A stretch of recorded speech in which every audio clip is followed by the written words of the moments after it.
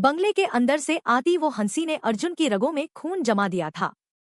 वो वही औरत थी जिसे अर्जुन ने रास्ते पर देखा था, पर अब उसकी हंसी में एक अजीब सा सुकून था, जैसे उसका शिकार खुद उसके जाल में आ फंसा हो। अर्जुन ने कांपते कदमों से अंदर की तरफ कदम बढ़ाया। चारों तरफ मकड़ी के जाले और पुरानी किताबें बिखरी थीं, लेकिन एक चीज ने उसका ध्यान खींचा।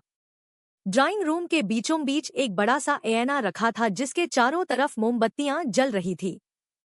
जैसे ही अर्जुन उस ऐने के सामने खड़ा हुआ, उसकी चीख निकल गई। ऐने में उसका चेहरा नहीं दिख रहा था, बल्कि वहां वही साया खड़ा था जिसने उसकी जिंदगी नर्क बना दी थी। वो साया धीरे धीरे ऐने से बाहर निकलने लगा।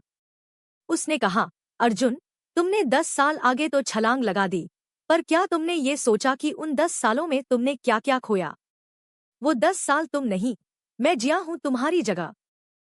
तभी अर्जुन ने देखा कि उस साये का चेहरा धीरे धीरे बदलने लगा और वो बिल्कुल अर्जुन जैसा दिखने लगा। फर्क सिर्फ इतना था कि उसकी आंखें बिल्कुल काली थी और वो अर्जुन की वही जादुई घड़ी पहने हुए था। उस नकली अर्जुन ने बताया कि कैसे उसने इन 10 सालों में अर्जुन की पहचान छीनी, उसका घर बनाया, और जब काम निकल गया तो शहर में अर्जुन की मौत की खबर फैला दी। अर्जुन ने गुस्से में उस पर हमला करने की कोशिश की, लेकिन वो साया हवा में गायब हो गया। तभी पूरे बंगले की लाइट्स जलने बुझने लगी और दीवारों से खून टपकने लगा।